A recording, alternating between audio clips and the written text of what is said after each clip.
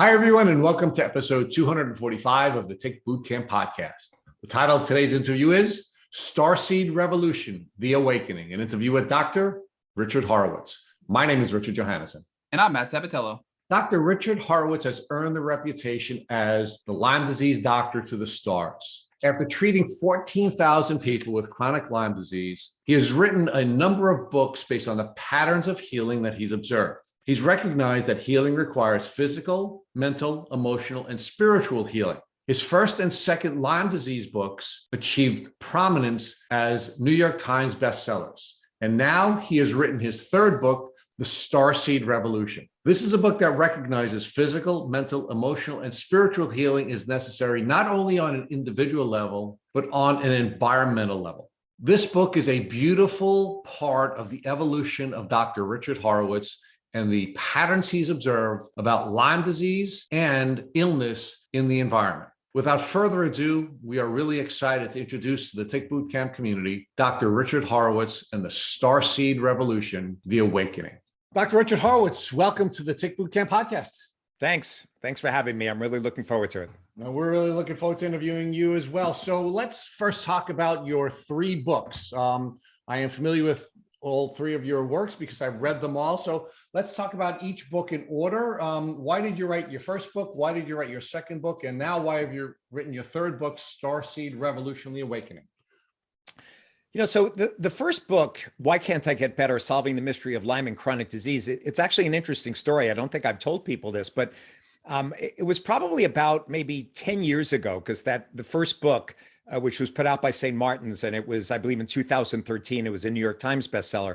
I was with my wife a couple of years prior, and I was with her in Florida, and we were having a conversation, and I said, honey, I've accumulated all this information over the years that helps people. If God forbid anything should ever happen to me, all of this is going to be lost. I said, I think I should just put it down on paper because, it's so important for this chronic disease community. I've discovered tricks and solutions for these people. And again, God forbid something happens, it's going to be lost. So I just started downloading pen to paper. I wasn't even typing it up at the time.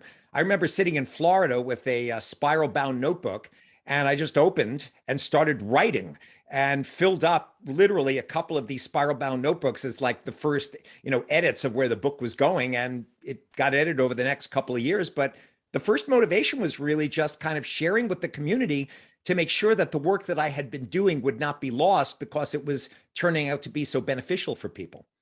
The second book, How Can I Get Better, which came out from St. Martin's in 2017, which was a national bestseller, that was based on the fact that dapsone combination therapy had appeared at that point. After my first book, we didn't know about biofilms and persistiforms when I had written my first book. So I realized that I needed to add in every couple of years, as you know, in Lyme disease, there's so much new information that's coming out. I mean, literally every week, you could probably quote a couple of new articles in the scientific literature.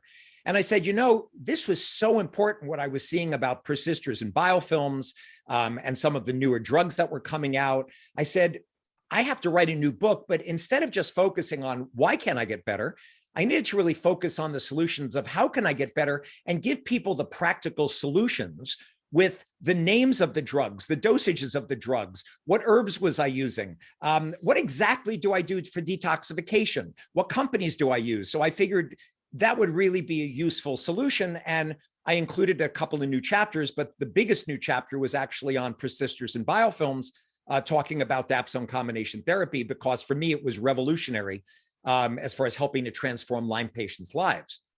This last book, Starseed Revolution, The Awakening, came about 4 years ago when kids were coming in after finishing double-dose dapsone combination therapy. And this therapy, and we'll talk about it during the podcast, it has about a 50% success rate with an 8-week oral antibiotic protocol, which had never been published before in the medical literature. It was a real boon for the Lyme community. And these kids were coming in, and I would say to them, hey, you're over Lyme, all the abnormalities on the MSIDS map are better. What are you going to do with your life? And routinely, they would say to me, nothing. And I'd say, what do you mean nothing? You're 18. Are you going to go to college? No. You planning on getting a job? No. Well, what are you planning on doing? Nothing. Well, why? Well, the world's going to end. why should I bother going to college or get a job? Now, I'm not one to miss synchronicities in life. And sometimes when the universe wants me to know something, it tends to hit me over the head with repeated lessons, which I'll call the law of synchronicity. So if I'm in my medical office and literally every day or every week, these kids start showing up with climate grief, which had never before happened to me, I decided after a couple of weeks of this happening, it's like, okay, I got it. And I sat down and I dove into the climate literature. I wanted to find out exactly what these kids were seeing, were hearing, were feeling, what were they reading that was giving them so much fear and anxiety that they felt like their lives were going to be over and it's not worth going on. And after spending a couple of months going through the climate literature, and this was at a time in our country's history where that present administration was basically denying the climate. So I went through that and I went, oh my God, we're really in big trouble. Like we're basically in the early stages of a sixth extinction. We're seeing biodiversity species collapse. I'm seeing Antarctic glacial melt with flooding. We're seeing wildfires. We're seeing vector-borne diseases like Lyme getting worse every year. We're seeing droughts and hurricanes and environmental toxicity and mold-infested buildings. I said, this is a disaster. So I sat in meditation. I've been meditating for over 40 years. When I was finishing medical school in Belgium, I had found some Tibetan teachers my fourth year of medical school. This was after meditating with the TM program and the Transcendental Meditation City program, my first couple of years in med school. And I basically went into meditation and I prayed to my spiritual teachers and I said, what do you want me to do for these kids? They're really suffering. The world is in trouble. How would you like me to help? So, I'm sitting in meditation and I'm listening carefully and I hear, write a book. To which I respond, and of course, this is, conversation and meditation. What do you mean write a book? I'm a Lyme doctor. Who would ever want to read a climate book by a Lyme doctor? And I hear in meditation, no. We want you to write a science fiction climate change book. To which I responded, you want me to do what? And it's like, yes. And we'd like you to make it funny. So I stopped and I listened. I went, just to be clear of my marching orders here, because understand, this is not the usual stuff I hear in meditation. I said, you want me to write a humorous science fiction climate change book, which explains the problems and the solutions for the climate in a humorous way that, although I'll be discussing these really difficult scientific discoveries that would make anybody upset, I'm going to give a book that's going to make people laugh and give them hope. And show them that there are solutions. We need to institute them. And along the way, I'm going to throw in a bunch of Lyme jokes because after doing Lyme disease for 35 years, I've also had it. And I need to get out, some comedy in there to kind of poke fun a little bit at some of the institutions of what's happening. And I sat down for 6 months in meditation upstairs. I'm upstairs right now in my home. And I just started writing. I was like in meditation, looking at a blank screen as if I was looking at a blank movie screen. And I listened very carefully.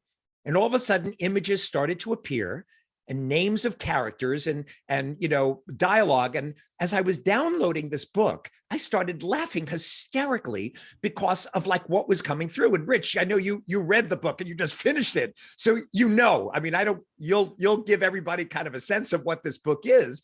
But my wife, when she read it, she said, this has got to be one of the funniest things I've ever read. She was hysterically laughing and saying, oh my God, people are going to laugh. They're going to be educated about the climate.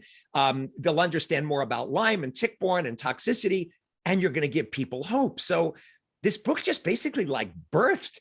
It downloaded out of this experience of trying to help people that was suffering with climate grief, realizing the world was in trouble, and just asking my spiritual family, how can I help? And this book just emerged. And believe me, if you asked me a couple of years ago with my bucket list, I've been married to my wife for 26 years, and you said to me, did you ever want to be a novelist? Did you ever want to be a science fiction writer? The answer would have been absolutely not. This was not on my bucket list. I grew up on Marvel Comics. I grew up on DC and Batman and Superman and, loved superheroes. Superhero mythology was always kind of what I grew up with in Rego Park, Queens, wearing Superman capes and trying to take off from the sidewalks to fly. That's a whole nother story, in my childhood.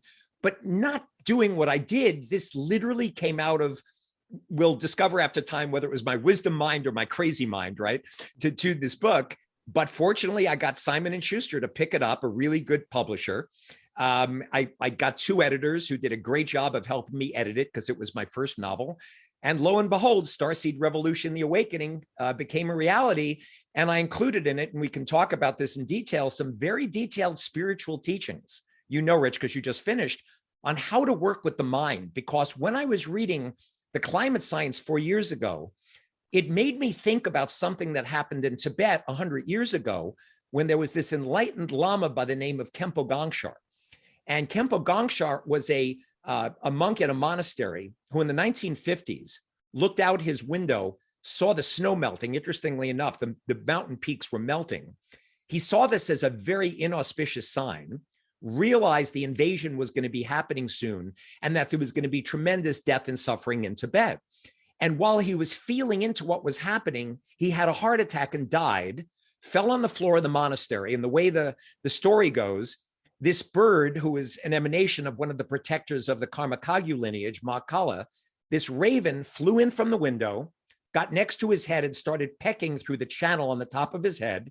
He all of a sudden woke up in complete enlightenment and started transmitting these teachings on how to recognize the nature of mind and be empowered. So I said to myself, you know something? My wife and I got these teachings. We were one of 100 people during 10 years of going to Maine, camping outside, getting these very specific Mahamudra teachings. And I said, you know, if God forbid the climate goes south and we don't get these solutions that I've discovered instituted, these kids who are suffering, they're going to need to know how to work with their mind. They're also going to need to know how to empower themselves, to know how to literally change reality, to move things in a positive direction. So I included these, I can't call them secret anymore because they're in the book, but these kind of unknown teachings on the nature of mind, how to quickly awaken, they're in this book. So you wouldn't know it by looking at the title, but it's a combination of climate science and solutions and meditation and humor. And again, Rich, you can speak a little bit about it because you finished it, but that's kind of how the whole thing evolved. So let's walk back to Queens. We know from having a brief conversation with you the other night that this book actually was something that was in the works for many, many years, even though you probably didn't realize it until recently, right? So you grew up in Queens, and talk to us about, so that people have a full context for this book and how this book came to manifest. Talk about what it was like growing up in Queens and what your life was like and how that ultimately brought you to medical school, to the Lyme world, and then ultimately we'll take the next step into Starseed Revolution, The Awakening. So, you know, there are things I have never shared with the Lyme community, and this almost feels a little bit like coming out of the closet. It's a little bit disconcerting and embarrassing, not so much that what I'm about to tell you is outrageous, but it's not something I've really shared publicly after all these years.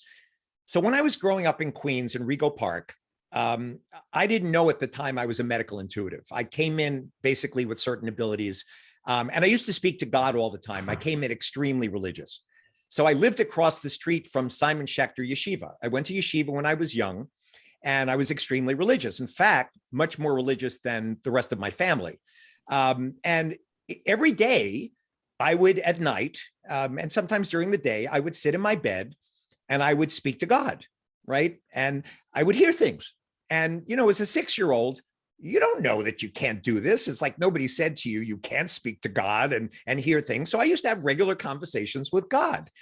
And when I was 6 years old, this one particular event happened, which I can remember so clearly, and understand what I'm about to tell you. I don't want anyone to think I'm somehow special or that interesting by telling you this. I'm just telling you the facts the way they were. So one day at 6 years old in meditation, I hear in this conversation with God, you have come to save the world. And I hear this and I said in response, what do you mean? And I hear it again, you've come to save the world. Now, this made absolutely no sense to me as a 6-year-old. And I asked again, what are you talking about? Like, I don't understand where this is coming from. And I didn't hear anything. It was almost as if it was very clearly in my mind. And then all of a sudden the communication got shut off. And very shortly after this communication, my parents got divorced. And it was a very traumatic experience for me. And you probably know a lot of these Lyme patients that come in, they have emotional trauma. And I talked about this the night before, that about a third of the Lyme patients who come to see me, it's way more women than men, they've had physical abuse, they've had emotional abuse, and they've had sexual abuse. And in this divorce, it was so emotionally difficult for me because I ended up, my mother ended up being with my stepfather, who was a surgeon, who was a doctor, who probably in fact influenced me by becoming a physician. He used to take me to the hospital, and I would round in Booth Memorial Hospital in Queens. He was a surgeon. I'd scrub up at like 10 years old going into the OR, and he would be doing mastectomies and he'd be doing hip replacement. I mean, I was like in the hospital all the time, exposed to medicine. But it was traumatic because this communication I had when I was young got cut because, you know, as a kid, you don't know better. You think, well, gee, I must have done something wrong. Like, why would God punish me? Like, doesn't God love me? Like, why are mommy and daddy not together? You know how 6-year-olds think. And so I lost this kind of psychic communication for many, many years. And when I was in Northwestern University doing my undergrad in biology, I started going back to meditation, going back to yoga, going back to Tai Chi, kind of getting back to my roots and getting back to it. And then when I get into medical school, things were so stressful. I started the TM program my first year of medical school and ended up then doing the TM City program, which was the Yoga Sutras of Patanjali, where the last part of the program was yogic flying, where you like learn to levitate. And I said, oh my God, this is like Regal Park, Queens. I was, you know, I had my, you know, Superman costume on at 6 years old, trying to take off. And I said, oh my God, I may be able to finally fly. So I took this course, and without going into details, it's not like I could fly around my living room, but what did happen is that the energy channels opened up, what some people refer to as the Kundalini. And it's a very clear experience. Your breathing starts changing. You start breathing at like 200 times per minute. And you actually feel this energy underneath you push you off the ground. I mean, it's an amazing experience. And everybody in the room, there were about 200 of us in Kent, England, when we were doing this last part of the TM City program, while laughing hysterically and having fun. In any case, I did it for a couple of years, but I didn't feel more loving or more compassionate. And my 4th year of medical school, as I was, you know, still struggling, because it was a very stressful program. It was a 7-year medical program in the University of Brussels. My friend Bill from New York City called me up and said, hey, Rich, I know you're meditating, but there's a Tibetan center. There's about 4 blocks from where you're living in Brussels. I think you should go over and check it out. The day that I went to the Tibetan center in Brussels, there was a Lama who had just come from the south of France. His name was Lama Gendon Rinpoche. And Gendon Rinpoche was there with a translator. And one of the people there, Babette, said, oh yeah, come on up and meet Gendon Rinpoche. And I go into the room. Immediately, he takes my head, puts it up against his, and starts doing this chant in Tibetan for 2 minutes with his head against mine. I'm not understanding anything he's saying. He finishes with the kind of sound that sounds like this. I have no idea what's happening. I thank him. I bow. I walk out of the room. He follows me out of the room. He looks me up and down, walks around me, starts laughing hysterically, walks back into the room, closed the door, and I'm basically dumbfounded going, what just happened? It turned out that Gendon Rinpoche turned out to be one of my main spiritual teachers. And I attribute actually some of the work I've done in Lyme disease to Lama Gendon Rinpoche, because when I finished my last year of med school, I went to him when I was finishing school and I said, Lama, I'm about to become a doctor and go into the world. What is the most important thing you want me to know when I go out into the world? And he said, Richard, the most important thing is compassion. Put yourself in people's shoes, exchange yourself with others, do for them what you would want done, and everything will go well. Now, understand that every religion, whether it's Judaism or Christianity or Islam, or any religion, will talk about loving kindness and compassion as one of the basics of religion. But the difference here was he was really stressing that if you worked for the benefit of others and did for others as you would have done for yourself or your family, it will go well. And when I moved from New York, when I finished my residency in internal medicine at Mount Sinai at Elmhurst and in New York City, Vassar Hospital gave me a job offer in the Hudson Valley, and one of my Tibetan lamas, Lama Norla Rinpoche, was in Wappinger Falls. And he said to me, oh, if you come up here, very good.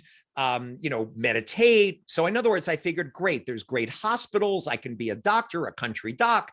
I'll do, diabetes and hypertension, and I have my Tibetan teachers, and I'll keep meditating. Little did I know I was moving into the largest Lyme endemic area in the United States. And that, goes back to the late 1980s. And the patients were coming in with EM rashes. 75% got better with a month of doxycycline or a mox, but 25% weren't. And then I remembered the teaching of Genda Rinpoche. Well, these 25% were still sick. Well, if I were sick, I would want to find out what was wrong with these people. And there was this doctor in Belgium. His name was Dr. Rodzenek. He was you probably read about him. I think I talked about him in my first book. He was like 4'11", with the biggest brain I had ever met. And my last year in school, when we would do a residency in rounds, I said to Dr. Rodzenek, I need to study with you because you are the brightest internist I have ever met. You seem to have a grasp on differential diagnosis, how to pull things out of people to get, the right diagnosis and treatment. I studied with him month after month after month on my own time. We finished, like rounds. I would go back in the evening. I would spend hours with this guy, getting this guy to download his brain so I could understand how he did medicine. And between Dr. Rodzenek and what he taught me, and Lama Genden Rinpoche with these spiritual teachings, here I was in the middle of a Lyme epidemic, trying to figure out why people weren't getting well. And that was at the time when Joe Borascano and Ken Liegner and Sam Donta were, at Karen Forshner's LDF Foundation. And I would sit in the audience and listen and go, oh, I've got a couple of new tools. And then lo and behold, a year or two later, a patient would come in with drenching sweats in a wheelchair, paralyzed. And I just came back from the conference looking for answers for these sick Lyme patients. And it said to myself, this sounds like Babesia, this malaria-like parasite that, I just heard about at the conference. It was not supposed to be in Dutchess County, New York. It was only supposed to be in Long Island, where you guys are. And I sent out her blood, and we decided to send out the ticks in the area to see. And lo and behold, a small percentage at IGNX in the University of Rhode Island came back positive. I gave this woman 10 days of Mepron and Zithromax. Lo and behold, she walked out of the wheelchair for the first time in 5 years after not being able to walk. And by the way, being on Lyme treatment with regular antibiotics for 5 years. It was Babesia that was keeping her sick. So what did I do? Because I'm a naive person who's well-motivated. I called in the health department. I called in the HMOs and the insurance companies. And I said, oh my God, you're going to be so excited. Look what I found that's going to help people. Little did I know, they came from the opposite direction and said, there's no Babesia in Dutchess County. You just spent $70,000 of our money on a disease that doesn't exist. We're going to throw you out of the HMOs. We're going to throw you out of the insurance company. I lost 2,000 patients in one fell swoop within 6 months. I almost had to close down my practice. I had to mortgage my house to stay open. I had to stop taking insurance because of what happened. I still had Medicare at the time. And all of a sudden, Lyme patients started coming to see me. Like they knew that somehow I was this doctor who had an interest in helping them, who is digging in the literature, always trying to find answers for them. And every year, like a new answer came. So first it was Babesia. And a couple of years later, actually 20 years ago, I had already discovered Bartonella. Leslie Fine and others were starting to talk about it. And then a couple of years after that, I discovered heavy metals that were getting into people's bodies, causing oxidative stress, looking like Lyme symptoms. Years after that, we discovered mold toxicity that was getting into people. A few years after that, it was POTS dysautonomia. They had autonomic dysfunction with low blood pressure. Years after that, it was leaky gut. So what happened is, in simply asking my spiritual family, how can I help? How can I make the lives better of these really sick, suffering Lyme patients? It was almost as if the universe, like a medical detective, I used to joke that MD used to stand for medical detective, little by little, every year, something new would appear. And that's how the 16-point MSIDS model came about. So, my first 2 books of Why Can't I Get Better? How Can I Get Better? Just came about through this motivation of trying to help others, right? Doing differential diagnosis. And, and this last book, Starseed Revolution, came about from these kids with climate grief, again, just saying, well, how can I help? How can I make a difference? And same as the MSIDS map, I discovered climate solutions that were not being discussed in the mainstream media. And I said, oh my God, that thing that I heard when I was 6 years old, I said, at first I thought when I moved up here, oh, God or whoever was speaking to me, I was probably Lyme disease. And then when the pandemic hit with COVID-19, I realized when I looked at the inflammatory molecules coming out from COVID, they were the same inflammatory molecules we saw with Herxheimer reactions with Lyme. And I said, why don't I try glutathione that we use for Herxheimer reactions? It worked. So I published the first glutathione article in the worldwide literature in COVID-19 in April 2020, followed up on, I think, the third worldwide article on ivermectin, because we looked at the literature. So, and then I said to myself, oh, well, maybe that's what that voice was talking about when I was young. It's like, I'm helping people in a pandemic. And then I started looking at what was happening to the world with the climate. And then I realized, I don't think it's just Lyme disease and it was COVID-19. I think whatever I heard when I was 6 years old, this is the mission that I've now got to bring the Lyme community together and bring everyone together and motivate them that we've got this massive group of sick people who are wondering, like, how can we get the message out, not just for Lyme of how sick we are and solutions, but even karmically from the standpoint of how can we benefit the world, right? Because everything is action and reaction of what comes back to you. It's like, well, how do we motivate now the Lyme community to come together for the first time and come together and see if we can benefit the world with these solutions for the climate and kind of head up and spearhead this effort? So that's kind of how things are evolving at the present time. So I have a couple of questions about your foundational development. So you were raised in a traditional Jewish family, although you were more religious than the rest of your family. So what were you studying at the time that you first heard God's voice? So, this was at a time when I was praying every morning, putting on tefillin, praying to God. I mean, really religious. I mean, it's not like even my family, all my family members were doing this. I would go to, Marav and Mincha services. I would go because the yeshiva was right across the street in Rego Park until we moved to Bayside, Queens, where I was then valedictorian in my Hebrew school, right? I mean, you have to understand, like, I was really linked in. And so I was studying, of course, basic history, but the thing that is I always wanted to understand the deeper truths of existence. I didn't just want to get religious, thoughts from people. I wanted to know, like, the deeper questions of life, like, what is the meaning of life? Why are we here? What is really going on a deeper spiritual level? And I had started looking at the time at, some of these spiritual teachings that at my age, I could not get from the rabbis, right? Like, Kabbalistic teachings were not being given to 6-year-olds and 7-year-olds, although I kind of actually knew about them, but they weren't available to me. And I really wanted more like the transcendental teachings of the underlying underpinnings of the spiritual side of the universe. So when I, got older, I started searching in other realms because I wasn't getting it from Judaism. I was just getting the standard things. And that's why I started looking at Hinduism. I started looking at Buddhism. In college, that was when Ram Dass was around. I was reading Be Here Now and, praying to his teacher.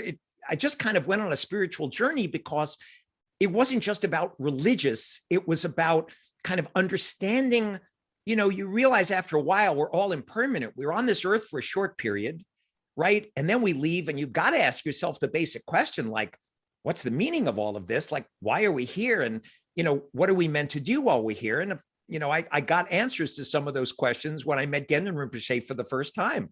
I threw myself at his lap. That was actually one of the first questions I asked. And I said, by the way, Gendon Rinpoche, what is the meaning of life? Why are we here?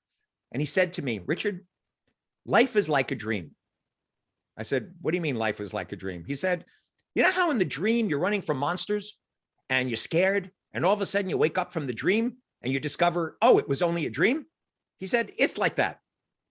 I said, Rinpoche, this all feels kind of solid. I'm not exactly sure how this is exactly a dream. He said, well, in human beings, we have dualistic perception when you come in with a human body. Good, bad, happy, sad, man, woman, life, death. Everything is seen in dualistic opposites. But he said, when you meditate and you get to deeper stages of meditation, you go from what's called relative reality to absolute reality, where you can sit in the state of consciousness. And instead of having relative perception of everything in dualistic terms, you actually experience life completely differently without the filter of the ego, of the I interpreting all of your experience. And in that state, when you reach that state, what happens is there are certain basic innate qualities that everyone has. From their perspective, everyone is enlightened and you just kind of forgot. It's like clouds in front of the sun. You just got to get the clouds away, but the sun is always shining. The light is there. He said, when you rest in this state, qualities of goodness, generosity, love, wisdom, joy, caring, compassion will naturally emerge from the ocean of consciousness. These are your basic qualities. And simply by meditating and having the right motivation to help others and doing this daily, your questions of existence of like, why am I here and what am I supposed to do? He said, it will become obvious to you by just learning meditation and learning the kind of techniques that he taught me over the next couple of years. So it was really a spiritual journey to answer the deeper questions of life that kept driving me for all of these years. So were you receiving anything when you were studying the sacred word during the early phases of your spiritual development? Could you explain a little bit more, like what exactly? Well, you were studying the Torah, for example, during your childhood, and you do in your book speak in terms of this process that we're going to get to at the end of the podcast, and you use the secret word, and the importance of sacred visualization and sacred word and sacred intention, and we're going to tie that together. But I'm wondering whether or not you came to understand the importance of the sacred word during your early studies as a young Jew. So I had started to read the Kabbalah, or at least what I could find in the Kabbalah early on, about the Kabbalistic tree of life, about Adam Cardamon and feet on the earth and head in the stars. And that almost felt like what I was trying to do, right? Was to channel spiritual knowledge through a physical form to benefit, right? It almost sounded like with this tree of life that it was explaining these different qualities that you have to develop to be able to get there, right? Whether it was generosity, tzedakah, charity, whatever it was. So, on my own, I wasn't being taught this in school. I was kind of trying to find whatever I could find. It wasn't at 6 years old. It was a little bit later, but I was just hungry for knowledge, for spiritual knowledge, because I just came in that way. It was kind of like I just wanted the answers. And I think the divorce and having pain and suffering when you're young and experiencing your heart having been broken that way and having, had such suffering, you don't understand like why God would even do something, because all I did was love God and pray to God and want to help people. As a young child, it doesn't really make any sense. So I started looking for solutions in other places. But, I knew from having read that actually in the Torah, there was already predictions that they had shown that there were words and there were phrases, and there were scholars that did this, that actually predicted things thousands of years in the future. That if they looked at this and they look at, but of course, this is me digging. This is not something I actually got from school. But yes, I discovered that the sacred word was obviously extremely important. And it really got highlighted, however, when I was learning the Yoga Sutras of Patanjali, because these were Yoga Sutras that were thousands of years old. And it was basically taught that when you're in this state of meditation, in this very relaxed, open state, that when you put certain thoughts into the field of consciousness, that consciousness would act upon these thoughts in a certain way, that vibrations would change and things would happen, whether it be physically in your body or in the world around you. So I would say probably the fuller understanding of the sacred word and a lot of these things really developed over time as I kept doing some of my spiritual studies. So let's talk about meditation. How did you ultimately turn to meditation, and talk to us about what meditation is for those folks who do not know what it is? I often reference Tim Ferriss, who talks about different types of meditation, and he argues that there are as many different types of meditation as there are different disciplines of sports. For example, you could be a wrestler or a baseball player or a hockey player, and he argues that there are that many different types of meditation. So give us some insight into, first, your journey with meditation, what different types of meditation there are, and why you selected your flavor of meditation. So anyone living on this planet right knows we are under tremendous stress, right? Everybody who just went through the pandemic, any of the sick people out there with Lyme disease or any chronic disease, stress is just part of daily human life. So, initially for meditation, I think there's scientific benefits. And the first thing that actually pulled me towards meditation is, because, my left brain is scientific. I'm a scientist at heart. I want proof. I'm not just, some new age person who goes, faith, faith, faith. It's like, I'm religious and I'm spiritual, but I still need some proof, right? I'm not just going to take anything at face value. And I realized that if I was to do this long enough, the proof would actually manifest or it wouldn't, right? I could therefore tell people from my own experience what this was. But the initial impetus was, I think, the stress in medical school, because the first year in medical school, this was in French, by the way, I went to Switzerland for 3 months before I started my training in Belgium at Brussels back in 1977. And I had French from 5th grade onwards. So I had lessons in French, but I never thought I would be fluent in it. It was a stressful experience, basically getting all of your medical training in French. Fortunately, after a while, it just came naturally. So initially, I was doing it for stress reduction. And the TM program is it's one form. It's based on certain Hindu teachings where you use a mantra and you relax the mind with this mantra, and certain physiological things take place. And it was published by Herbert Benson and many of the Harvard scientists back in the late 60s and early 70s. And I looked at the science of meditation, that, there was coherence between between the left side and the right side of the brain. And it would actually increase intuition and intelligence. Cortisol levels would go down. Respiratory rate would go down. Breathing would go down. Physiologically, it was extremely beneficial for the body. They showed that even telomeres, which control your lifespan on this planet, are affected by meditation. If you want to know how to live longer, they've shown that telomerase activity, the enzyme that deals with these telomeres, is affected through meditation. So I was reading all the science and I found it absolutely fascinating. It was probably one of the first steps, was the scientific basis. But later, and because it was always with me, I wanted to reestablish that spiritual connection that I had when I was young, that was naturally there, but got cut off when this kind of psychic attack happened because of this cut that happened through the divorce, when my heart got hurt. So I started to re-enter into meditation. And you're correct, there are many different forms of meditation, but the reason I chose the path that I'm on, and the reason I share it with Lyme patients, is, for healing purposes, all healing is going to take place on 4 different levels. There's going to be physical healing, there's going to be emotional healing, there's going to be mental healing, and there's going to be spiritual healing. So any person with a chronic illness, whether you call it chronic Lyme disease, whether you call it chronic fatigue syndrome, myalgic encephalomyelitis, fibromyalgia, it doesn't matter. Those 4 pillars of healing, of physical, mental, emotional, spiritual, are always going to apply. So the first is on the physical level. The 16-point MSIDS model that I was describing to you, it applies to all chronic disease. Why? Because, as we were talking about earlier, inflammation, acute inflammation, chronic inflammation, underlies all disease, whether it's acute or chronic.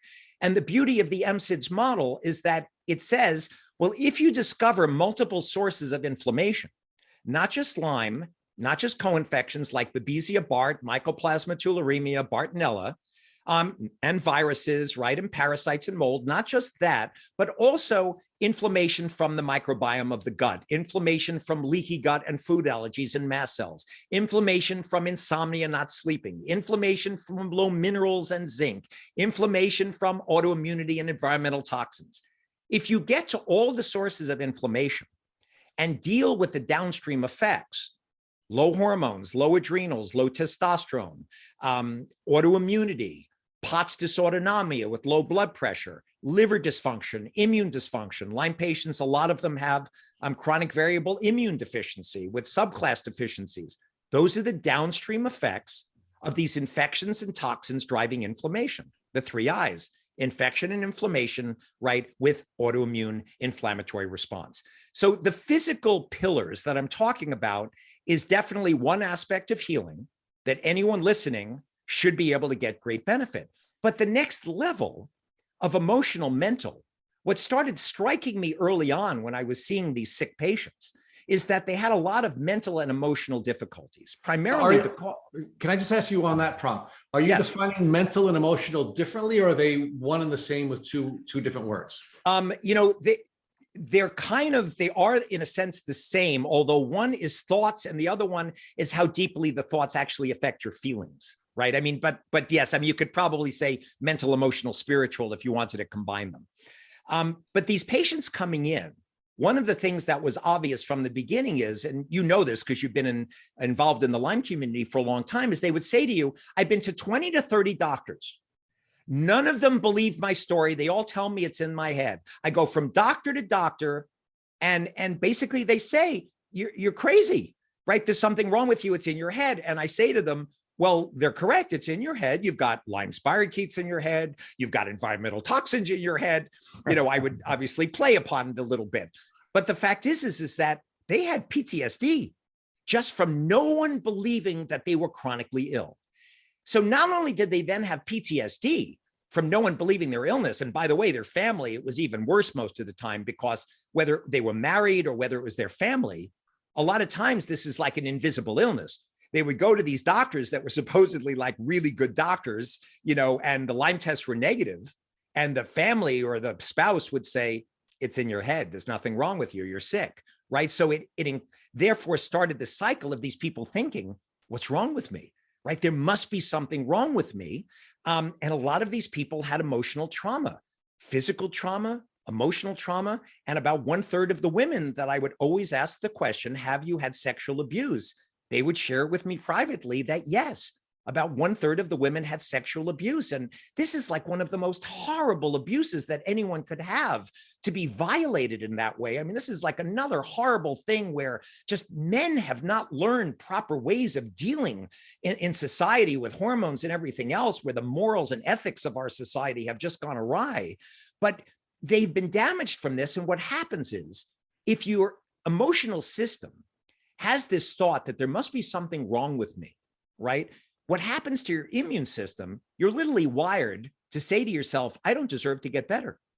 And that will affect how you fight Lyme disease and these co-infections and get better, because there's this deep part inside in your subconscious that says, I'm not worthy. There's something wrong with me. If you're Sicilian Italian, it's more like mea culpa, right? It's guilt and shame, which every Italian who's listening to this, especially Sicilians, knows exactly what I'm talking about. So the point being, if you come in with this, there's a part of emotional healing that must take place. And what's beautiful about meditation specifically is when you learn these focus on meditation, and the 3 stages of meditation that I learned from my teachers. The first stage, and by the way, this was passed down from Buddha Shakyamuni, who is the 4th Buddha in 1,000 Buddhas in our eon. Buddha Shakyamuni basically taught a 3-stage meditation process. And all of these lamas that I met in Belgium, the very venerable Trungpa Rinpoche and His Eminence Taisita Rinpoche, His Holiness the Karmapa, Gyaltsab Rinpoche, Jamgub Khantrul Rinpoche, Pao Rinpoche. These were all enlightened masters that I had this amazingly great, fortune to have met. And when I would meet them, I was overwhelmed by their wisdom, by their warmth, by their heart, by their humor. These were some of the funniest people, by the way. Coming from my Jewish lineage, you could be as spiritual as you want, but if you're not funny, if you don't have a sense of humor, you're going to lose me. Okay. These were some of the funniest people I have ever met. We would laugh our brains out while we were having these conversations together. So, the Buddha taught, in fact, 86,000 different ways, in fact, to become enlightened. But the basic meditations that the Karmakagyu lineage taught was calm abiding, shamatha shine, where first you calm your mind to stay in one place. Why is this important? Because Lyme patients come into you all the time with fear that they're never going to get better. Well, you have to first learn to stay in the present moment, because all fear exists living in the future.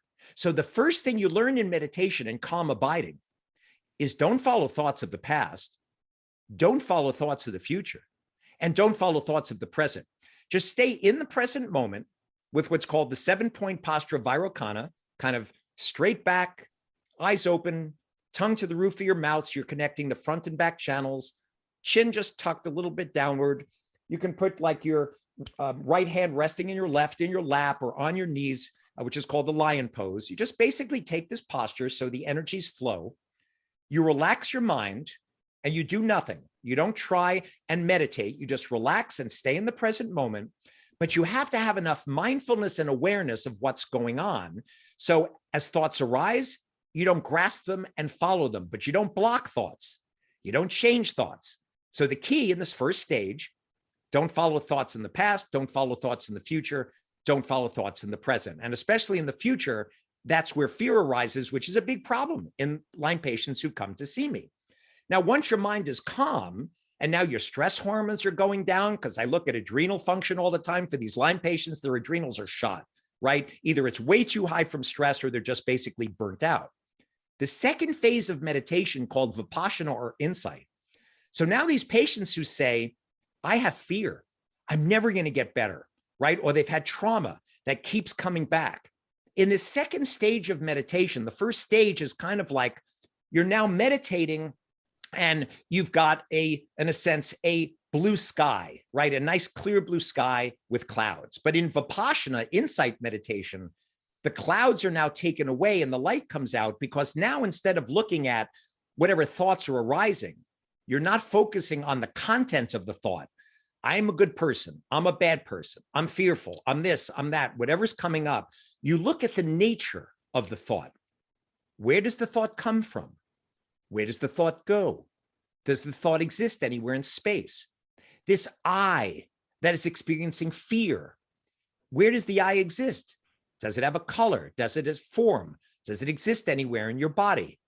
These emotions that are rising, like fear, where do they come from? So you're taught in insight meditation, when your mind is calm and stable, to look directly at the mind. You're basically taking your awareness and resting in your own awareness. You're aware of your own awareness. And you're doing this naturally. You're not blocking thoughts. You're not following thoughts. You're just looking at the nature of what's arising. And you're asking yourself the questions, like, again, what Gendar Rinpoche said, with fear, you're running from the monsters, and all of a sudden you wake up, because you'll notice that in fear, if you really look and someone says, I'm fearful, I'm never going to get better, you go, well, have you ever really looked and found fear? And they go, what do you mean? I said, well, look at your mind, see if you can find it. So they're fearful and they look at their mind and it's like, well, where's the fear coming from? Can you find it? Look at your mind. No. Where does fear go? Does it go anywhere? No. Does fear have color or form? Look. No. So fear is empty. It has no color. It has no form. And the way the Tibetans describe the nature of mind is that's the inseparable unity of clarity and emptiness. Now, what does this mean? So the clarity aspect of mind is this bright, aware quality of mind that we all have just listening to this podcast, right? But if you're awake, but you're not recognizing the nature of mind, the nature of thoughts, the nature of emotions, which are empty, they have no color, they have no form, but not empty in the sense that they're nothing. They actually have full enlightened potential where all possibilities are present. When you rest in this state naturally, right? And this leads you to the third stage of meditation called Mahamudra meditation, which you read about in the book, Rich. The 3 stages of Mahamudra meditation, which the Tibetans have taught is perfect for Westerners, right, and Americans, is non-conception, non-distraction, and non-meditation. So non-conception meaning you're meditating, but you're not judging the meditation. You don't say to yourself, oh, that was a good thought. That was a bad thought. I'm meditating well. Oh my God, what a horrible meditation. My mind is all over the place. You don't conceptualize. You just rest without judgment. Non-distraction, because you have to keep the mind in one place to keep looking at mind, right? So you can see the nature of what is arising. And then non-meditation, because the best meditation is non-meditation. It's done without effort. You just open relaxation and letting go, keeping your awareness on your own awareness, looking at what naturally arises. So when you look at whatever thought arises and you say, well, where did that thought of fear arise? And you don't see it, and you find, gee, that thought has no color, it has no form. The minute you see it, relax your mind in the open, clear, empty essence of mind, which has naturally this enlightened potential and great power.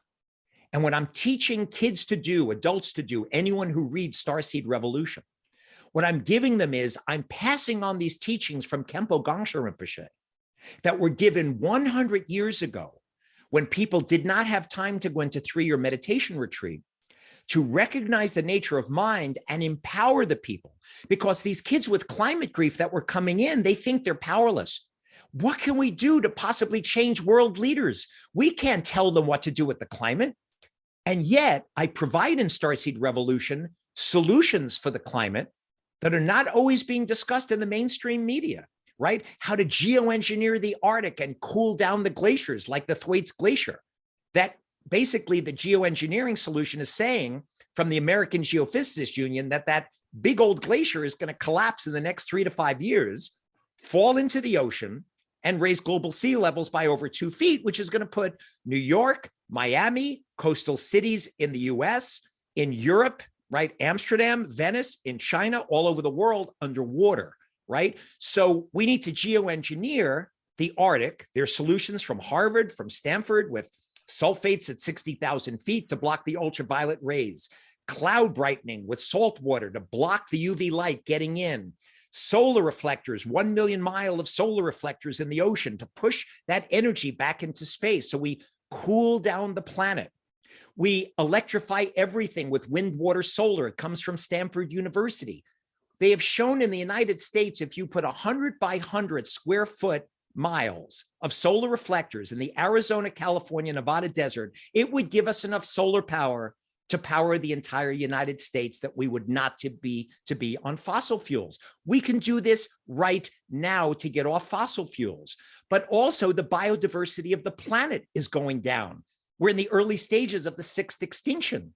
According to the UN, we're losing all of these species every day and every year. If we lose pollinators, the food supply is at risk. So we need to protect 50% of the lands and the oceans that are now in the world to be able to protect it. And the food supply is going to be affected. We need to adopt what's called regenerative agriculture. These 4 pillars of environmental healing that I just discussed with you are in Starseed Revolution. They give hope to people, but not false hope. Hope that if we did this right now, we would be able to solve the problem with the climate and keep our raise in temperature below 1.5 degrees, give hope to these kids with climate grief, and by meditating with the solutions in the book, find a way with what I call the 1% global climate solution to have enough people in this meditative state, and this is based on quantum physical principles. If enough people meditate with the same visualization, this is what you were asking earlier about the sacred word and the rest. There's words and visualizations that I describe in Starseed Revolution that if enough people enter this open, relaxed, meditative state with the motivation, may I benefit sentient beings limitlessly through time and space and relieve their suffering and help this planet right now. May I be a great protector on this earth. And everyone enters with this motivation of what the Tibetans call bodhicitta, working for the benefit of others to reach enlightenment, to relieve their suffering, bring them happiness and joy. If we all do this with the specific meditation, people are going to be empowered. And the theory that I have based on what I've looked at in science, based in quantum physical principles, if I could get 1% of the global population to do this meditation, what would happen is we'd be working it from the inside out to make change. Because right now people are thinking, we can't tell global leaders what to do. They're not making the change. But what if we provide 4 simple solutions that we could do in the United States right now? Get the Build Back Better Act to be produced right now through Congress, get it passed so we have resiliency in this country, show the world what is possible with these 4 solutions that I just discussed, and get people worldwide to do this meditation, not only to help with climate grief and to help with all the stress and depression and everything we've just gone through with COVID, but to empower us with spiritual principles so that we're connected with a deeper source, that we can try and change actually physical reality by working it from the inside out. So I'm working this from multiple sides, from the physical, the emotional, the mental, and the spiritual, to try and provide solutions for this present climate crisis that we are presently experiencing. So Dr. Horowitz, there's a lot of crossover here between what you've learned in the Lyme and tick-borne illness community with what you're now doing in the climate science world, right? And you mentioned earlier on with Rich that empowerment is important. And in your book, you talk about you need to empower people so they know they can move things in a positive direction regarding climate science. But I think empowerment is a really important term and concept in the tick-borne illness community. So talk to us about the overlaps of the concepts you've learned in the Lyme community that you're now applying to climate change, and how all of these skills you've built up are now going to help you save the world as a whole and not just the Lyme disease community. Yeah, that's a great question. Yeah, thank you, Matt. So The reason empowerment, first of all, is so important is, and you know this because you've been in the Lyme community for a long time, a lot of these people come in without hope. They really feel like, especially they come to me and they say, you're the doctor of last resort. And it's like, oh, thanks. Don't put too much pressure on me that I'm the last guy that, ultimately has to get you better. But ultimately, I'm willing to take on that responsibility because I know I can do it. I've done it, and I share every secret I have every time I find something, right, that benefits the Lyme community. I do a training for doctors every year. The next one we're doing, I think, will be at the end of May, where I train healthcare providers in the MSIDS model, updates on dapsone, updates on disulfiram. We've got azelocillin and hygromycin A coming down the pike, right? I teach them everything new that just came out in the last year. These slides, by the way, just keep getting bigger and bigger every year because I keep, the scientific literature just keeps growing. But we empower the doctors. We give them knowledge to say, it's biofilms, it's persisters that are driving most of the inflammation. The co-infections, extremely important. Those environmental toxins with mercury, lead, mold, don't ignore them. Detox, detox, detox. Please, guys, don't forget this part of it. Look at the microbiome, check them for mast cell. We empower doctors and we empower patients with knowledge, right? Because with knowledge of understanding the science of Lyme and what's really happening, people, they can go forward and go, oh, I can have hope. It's not false hope. There really is hope. There are answers. And it's the same thing in the climate community. There, the new IPCC report is coming out on February 28th, one day before the release of my new book on March 1st, Starseed Revolution. And what's unbelievable about the timing on this, and you heard me talk a couple of nights ago on this, on page 11 of the book, this book was written in 2018, the first draft. Page 11, when you read page 11 and it says, President Kennedy met with these starseeds, right, with these people and talked about how can we prevent wars? What is now happening on the planet, right? Russia and everything going on right now.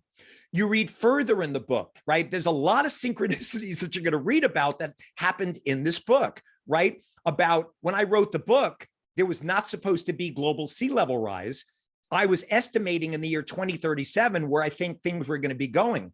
Well, the Washington Post just declared about a month and a half to 2 months ago, we have built in at least a 1 to 2 foot sea level rise in the next couple of decades, which when I wrote the book, by the way, was not supposed to be happening. So I'm empowering people by saying, I'm giving you 4 pillars of the environment: geoengineering, protecting the earth 50% and regenerating it, electrifying everything with wind, water, and solar, regenerative agriculture. If these 4 pillars were instituted now, we would save the United States of America. And if we can get our country to do it, and the call to action I'm putting out for the Lyme community is, as you know, the Lyme community has not always worked together, right, in a harmonious fashion over time. Every Lyme community, every Lyme group that's out there, I think some of them want to be the one that finds the cure, or the one that wants to do X, Y, and Z.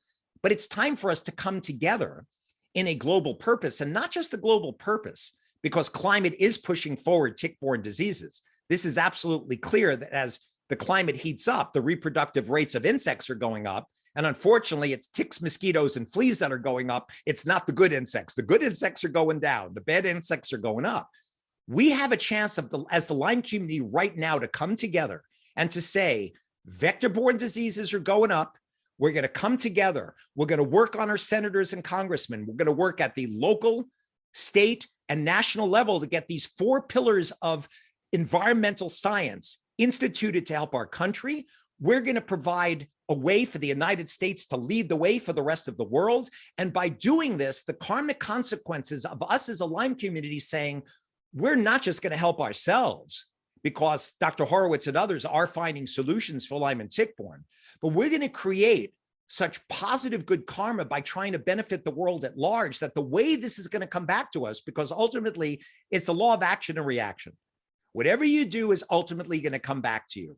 We as a Lyme community can be motivated to say, we will be the change. We will bring forth the science of the climate. We will bring forth the science for Lyme and tick-borne disorders, for even chronic disease, right? With the 16-point model, we have an opportunity here now to take the Lyme community and bring them together and create a community, not just in the US, but globally, And let's get started with this, because truthfully, we've only got a couple of years before that Thwaites Glacier falls into the ocean. And there's nothing that's going to stop then the glacial melt, because right now that ice shelf that is holding the Thwaites Glacier in place, once that falls into the ocean and the ocean, which is heating up, melts the glacier, what's going to happen is that ice shelf that's no longer there, the glacial melt, it's going to start to go basically a lot faster, because we're now having methane spikes, and methane is heating the planet 30 to 80 times more efficiently.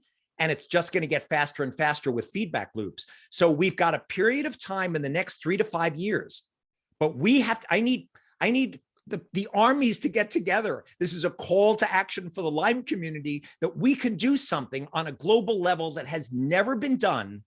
And I'm providing the pillars of the science in Starseed Revolution, while giving you some humor, giving you some meditation techniques that teach you how to work with the mind, and hopefully provide a blueprint that will take us forward in a way that we can do things that I think no one would have ever imagined we could have accomplished. So, Dr. Horowitz, I do want to dig in on Starseed Revolution, but I have a couple of questions that I want to explore with you before we get into the book and the specifics of the book. So Mary Beth Pfeiffer, in her book, which Matt and I read together during the early parts of our journey, talked about about Lyme disease as the first global pandemic caused by climate change. I think we need to explore that a little bit more, so that we can build that out for folks in this community. Because yes, the breeding period, or the breeding window for the ticks is expanding. So we'll have more ticks, and more likely we will come in contact with ticks. That's certainly true. But we also have to focus on how the bacteria and the germs generally that are being spit into us are behaving differently as a result of climate change, and how they become more viral. So can you focus on that piece of it? Because I agree that the exposure is more likely because of the extended breeding window, and because the climate is more habitable for ticks. But let's talk about the germs that are making us sick, and how climate change is affecting that as well. Great. So that's a great question, Rich. So first of all, the first thing that people need to know with the exact relationship of the climate and tick-borne is that, as the CDC came out the year before and said we have about 500,000 new cases of Lyme in the US, and you go back 10 years and it's 30,000 cases, but let's multiply them by 10. It's like, all right, maybe. I mean, now it's very clear that this is just expanding year after year after year after year. And the reason being that these ticks have no way to regulate their internal temperature. Their reproductive rates are directly related to the external temperature. So as the external temperature rises, the tick's internal temperature rising the reproductive rates, more ticks, going a lot faster. Now, the pathogenicity of the ticks, that's a very interesting question. And what they've shown is happening. First of all, if you go back about 20 years, you'll notice that we've discovered about 8 or 10 new tick-borne species just in the last 20 years, right? Rickettsia parkeri, right? This new rickettsiosis. The Gulf Coast tick, which should just be in California, was just found in New York City. It decided to take a trip from the Gulf Coast all the way to New York.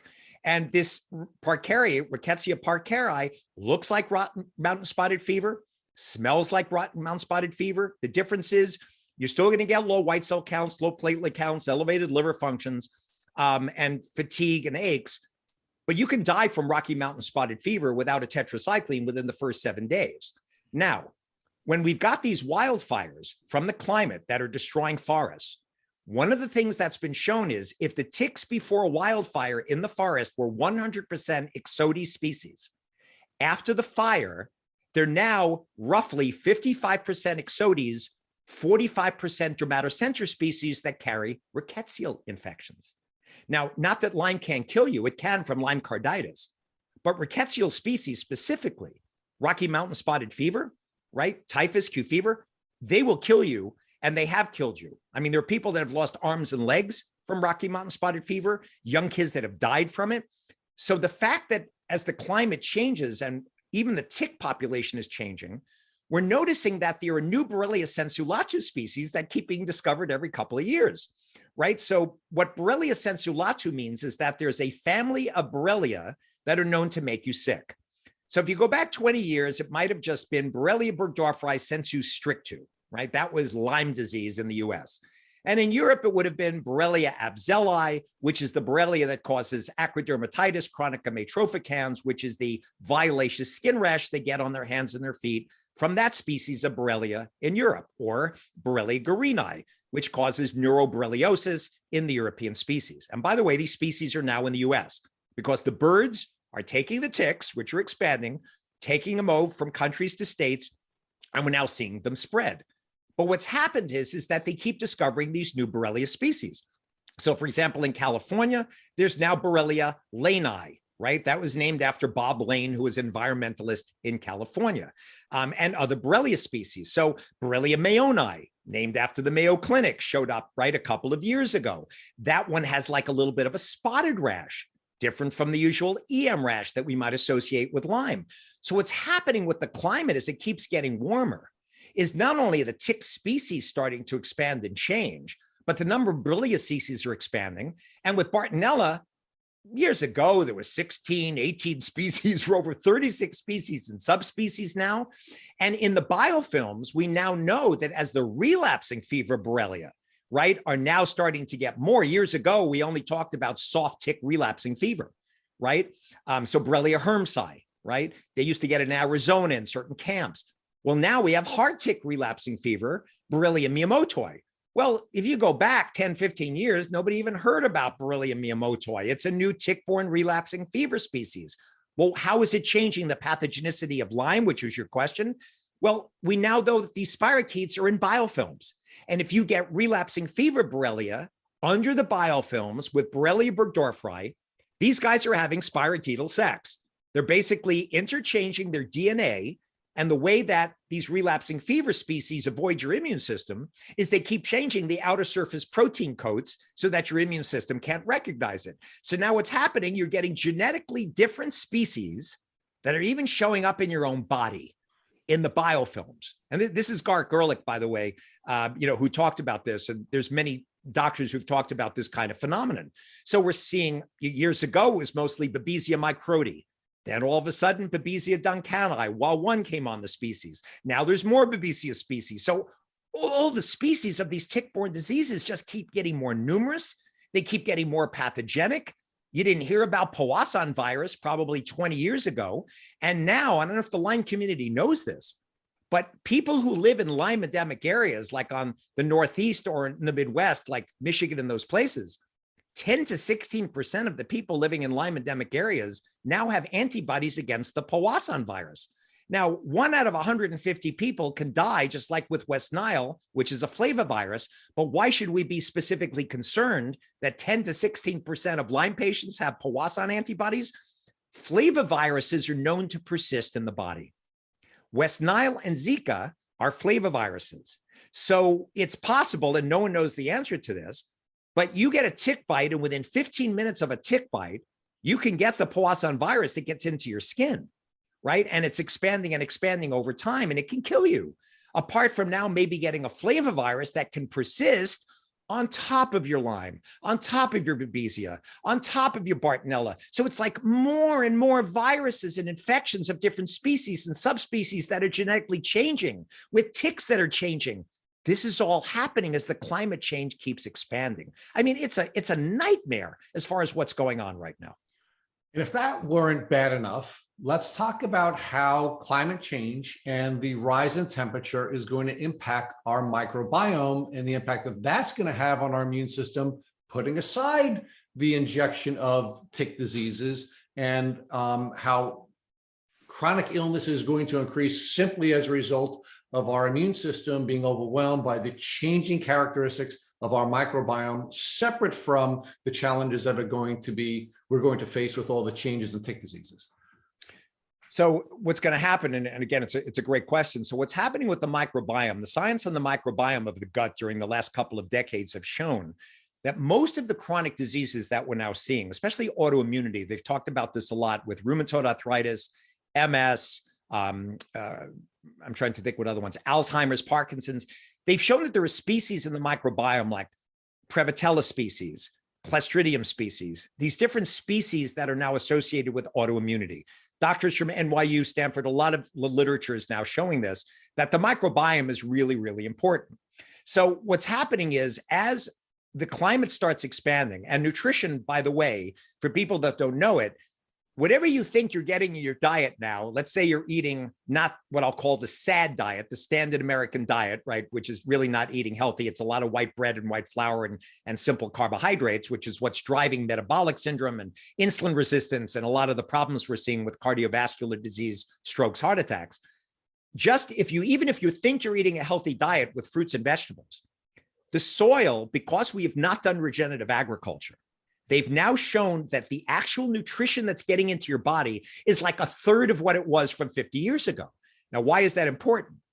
Because you're getting hundreds to thousands of environmental toxins that are all carcinogenic. They've all been linked up, or at least most of them have been linked up to autoimmunity. We know that Lyme disease with Borrelia burgdorferi drives autoimmunity. You get anti-nuclear antibodies, you get rheumatoid factors, you get anti-thyroglobulin, anti-thyroid peroxidase, anti-GAD antibodies, and there's a whole host of antibodies, right, against the nerves in the body, anti-ganglioside. So Lyme, Borrelia, causes autoimmunity. Now you combine that with environmental toxins that causes autoimmunity, and if you don't have the right nutritional, zinc, copper, you need copper for superoxide dismutase to deal with free radicals. You need magnesium to detoxify all these chemicals. You need zinc for inflammation, right? If you're not getting the right amino acids and fatty acids in nutrition, your immune system is not going to be able to handle and detoxify what's getting into your body. So the microbiome is going to change because we're not eating the right diet. You're getting all these toxins in, and that is impacting basically how now you're going to be able to deal with Lyme and all these toxins getting in. So it's kind of like a self-fulfilling prophecy that one is just building upon the other. And people aren't realizing that because we have not adopted proper agricultural practices, and we need to get to regenerative agriculture to really help us to sustain the food supply, that will help to get the proper nutrition in our body that helps our immune system to fight the Lyme and detox all these chemicals that are getting in. Dr. Horowitz, I wonder if there's an overlap here as well, though, with climate and Lyme, right? Because you probably know Dr. Kim Lewis put something out recently within the last 6 months or so, or the last year, that he identified a particular imbalance of microbes in our microbiome linked to chronic Lyme disease and a potential way to diagnose chronic Lyme. And I have up the article, and he talks about there's an abundance of a type of bacteria called a Blautia, which I'm probably mispronouncing, and a suppression of a type of bacteria called bacteroids, which I'm probably mispronouncing as well. And those are the indicators of chronic Lyme consistently in every study he performed. So how do you think things like that are tied to chronic Lyme disease? But also, what impact is the environment and the climate having on our microbiome to possibly make us more susceptible to an imbalanced set of microbes, making us more susceptible to chronic illness? So the thing that I've seen about Blautia and Clostridium species and the rest, and Bacteroides, is that I have not seen that it's so specific for Lyme that this is a marker that if you have this exact imbalance, because unfortunately with the microbiome studies that have been done, and they showed this for Ubiome and a lot of these different like comprehensive digestive stool analysis from Genova, depending on where you take the stool specimen, you're going to get completely different microbiome results. So what I have read on Blautia and Clostridium and Firmicutes and all of these different species, Prevotella species, is that there's overlaps with a lot of the different diseases that are out there: Alzheimer's, Parkinson's, Lyme disease, autoimmunity, MS, etc. I don't know that there's a specific signature yet about this. Now, one of the things that he did discover that, he's talking about hygromycin A being one of these picular compounds that he found from soil-based bacteria that does not affect the microbiome of the gut. And he's thinking that this is going to be a potential cure for Lyme, and it's not going to throw off the microbiome. I should tell you that absolutely it may have potential, and I hope for the Lyme community it does. But ultimately, I don't know that it's going to make that much of a difference, because remember, if you're a researcher and all you're doing is talking about Lyme disease, you're missing the big picture. The big picture of why people are getting sick from Lyme is not just Lyme. They're getting sick because of Babesia, because of Bartonella, because of environmental toxins, because of POTS, because of mitochondrial dysfunction, sleep disorders, nutritional deficiencies. That's the 16-point model. So you can't focus as a researcher who has not seen patients in the clinic. And he's a brilliant researcher, Kim Lewis, right? God bless. But I'm sorry, you can't just focus on this one thing and say that this is going to be the solution for Lyme patients, because it's not. The solution is the 16-point MSIDS model, because so far, having put forth this model and I read probably at least an hour of scientific literature every morning, right? Apart from reading the climate and everything else that's going on politically, you've got to look at kind of the global picture of everything that's happening. So even if you were to found a solution for Lyme, Bartonella is a big enough problem that we're dealing with that we still have to deal with solutions for that and for Babesia, right? We still need solutions for those organisms. So, the environment is affecting it, and it's the gut specifically. They've shown, by the way, that if you change, you put more fiber in your gut, right? You do more prebiotics with good fiber, with fructooligosaccharides. You start eating more fiber from fruits and vegetables and healthy grains. You start changing the microbiome of your gut to a healthier microbiome. And so that alone is going to help your body. But, we're not exactly still at the point. I mean, we've done, of course, microbiome transplant for people with C. diff. They've shown that if you have diabetes and metabolic syndrome, you can take somebody that has really good insulin, resistance, and you put their bacteria into someone with diabetes, and all of a sudden their insulin resistance is much better. We have early studies that have been done on this, but I don't think we're yet at the point that we're going to be able to manipulate the microbiome alone, right? To be able to do it without kind of taking into effect all these other factors that are on the 16-point MSIDS map. So again, as the environment changes and we have less nutrition from the soil, which is not being regulated, and more toxins are getting in, it will definitely affect the microbiome and will affect the way you detox. But I think we have to just keep in mind all of these other factors to, not ignore them, because it's a much bigger picture that's making people sick. Dr. Horowitz, your book is a call to action, and you began to touch on that a couple of minutes ago. And one of the things that we always do here at Tick Bootcamp is we like to bring back the call to action to what's in it for the particular patient, right? You talked about the environmental loops, and now we're talking about the personal or individual health loops now that are now sort of crossing over. And I think it's important for us to talk about why each Lyme patient should be called to action, why each Lyme patient who is participating in a group setting or a not-for-profit setting or some sort of a support organization should be demanding that their leadership put aside their differences and work together towards achieving this goal that we need to achieve. But we need to make sure that we bring this home to each individual patient and talk about how it is more likely that they are going to get reinfected. It is more likely that they're not going to be able to manage their disease if this climate continues to increase and their immune system does not function as well. And I'm sure there are many other factors that we have to focus on. And I'd like you to, before we now start talking specifically about how you brought these tools and ideas to this interesting sci-fi, funny climate change novel. Let's talk about what's in it for each individual person and why they should be called to action and why they should be demanding that the leadership of their organizations put aside their differences and work towards this common goal. So it's a great question. So first of all, I'm going to go back to the motivational talk I talked about early on in this podcast, which is you have to think about doing for others as if you would want to do for yourselves, right? There are people yet that have not had Lyme and tick-borne illness, who have not gone through the suffering that this Lyme community has gone through, that don't yet understand the amount of mold toxins that are showing up in Lyme patients or heavy metals, basically because of all the environmental toxins that are just being dumped every day into the environment. So the first most important thing for me is the do unto others, right? You have to first consider that, first of all, by helping others not get Lyme disease and not get all of these toxins in your body, you're going to be doing a great benefit for the world. And the law of karma states, law of action and reaction states, whatever you do is going to come back to you. Now, I know this is probably a global spiritual idea. You might not think about it in terms of, well, how does this really affect me? But I can tell you from my own spiritual journey, as I said to you early on, even though I have my left brain very science-based, and my right brain intuition, where I, kind of bring in spirituality and connect as best I can.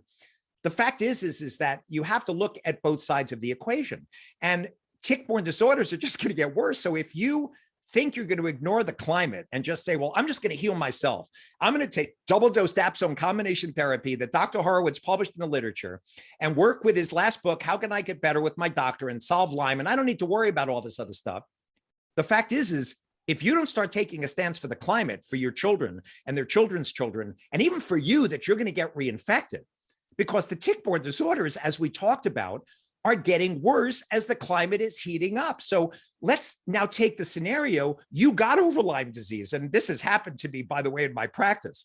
And I tell people, I'll strangle you if it took me years to get you better. And I struggle to do this. If God forbid you get bitten by a tick again and come in here sick, I'll put my hands around your neck and go, oh my God, are you kidding me?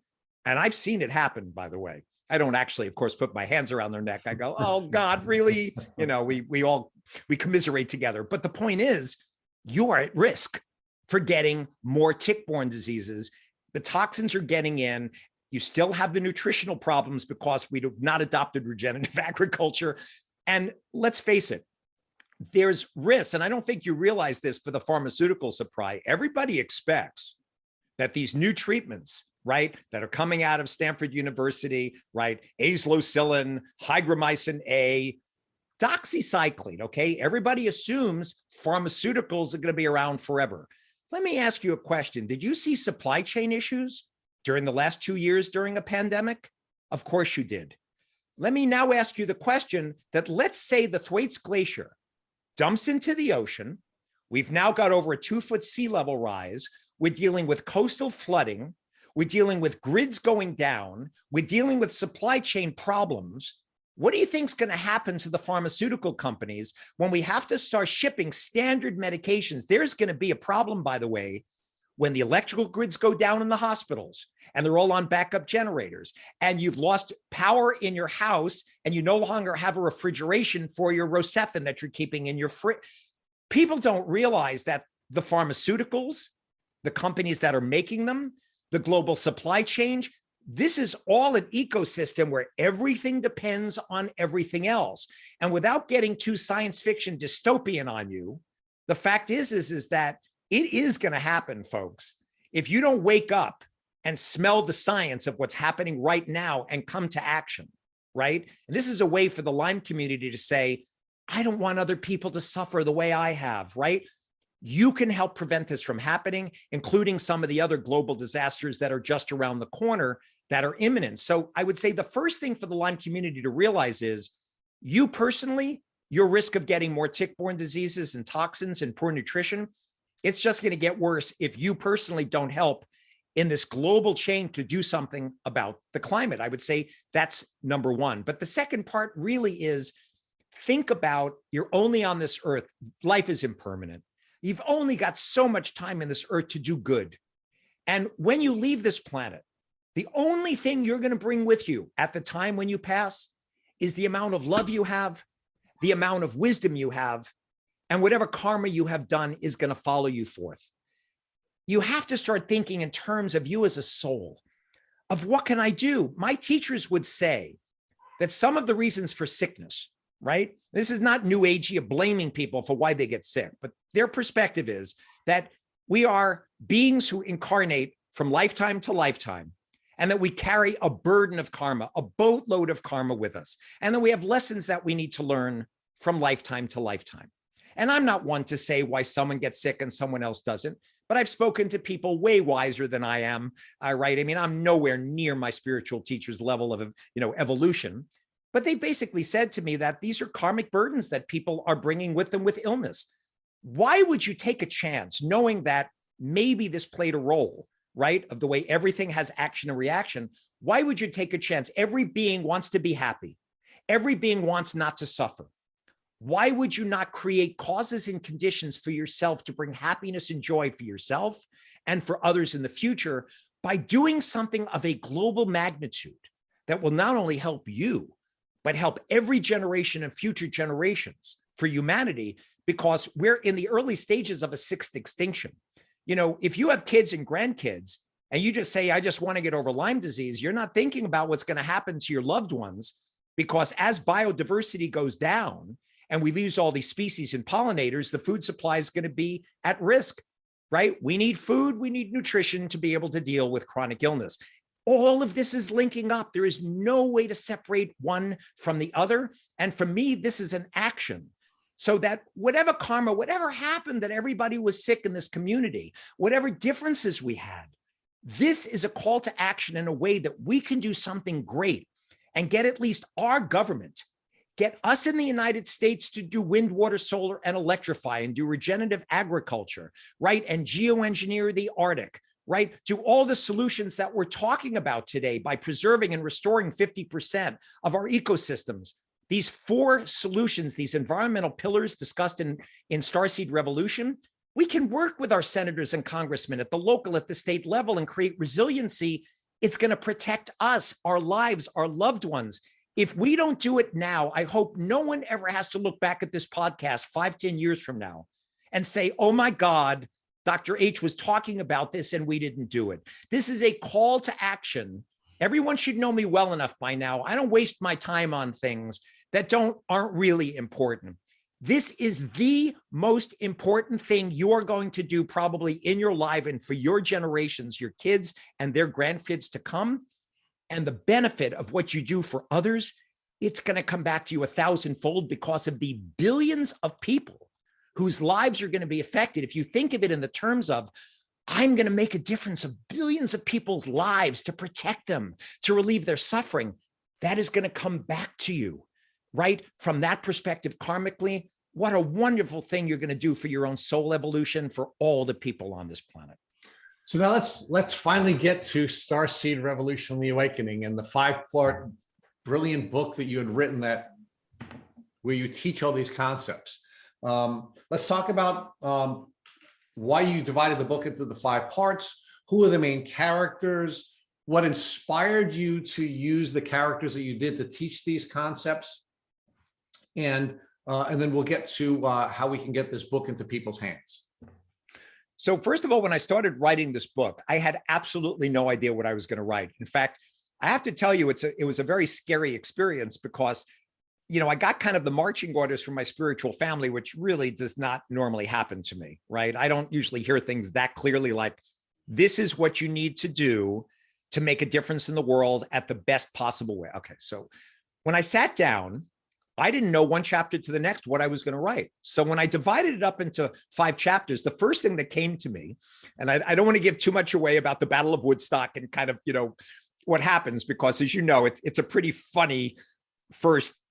Yeah, you've read it, Rich. I mean, you can comment on it. Let's pause there for a second about the importance of humor, right? You were spiritually charged with writing a book that included humor, and I shared with you offline that I've only laughed aloud 3 times while reading a book. 2 of them were reading your book, right? And I'm not going to specify why I found one thing so funny because it's a little off color, but it is important to have humor so that people can have the energy they need to learn, right? So they can have endurance. So talk about how your charge to write a book that had humor was important to giving the energy necessary for people to learn what they needed to learn in order to be able to save their planet. When you really understand the science of what's happening right now with the climate, it's a little overwhelming, quite truthfully. It could make you very depressed, very anxious. The New York Times did a piece about 2 weeks ago that 65% of the kids coming into psychologist's office now have climate grief, right? Exactly what I was hearing 4 years ago. The WHO has said that there's over 300 million people in the world that are severely depressed. I mean, we've got basically a mental health pandemic, and COVID-19 did not make it any better because all of these tens and tens of millions, hundreds of millions of people with long hauler, they've got mental illness. They are depressed. They are anxious. So if you're going to deal with a subject that is so serious like the climate, you better do it in a way that people can hear it.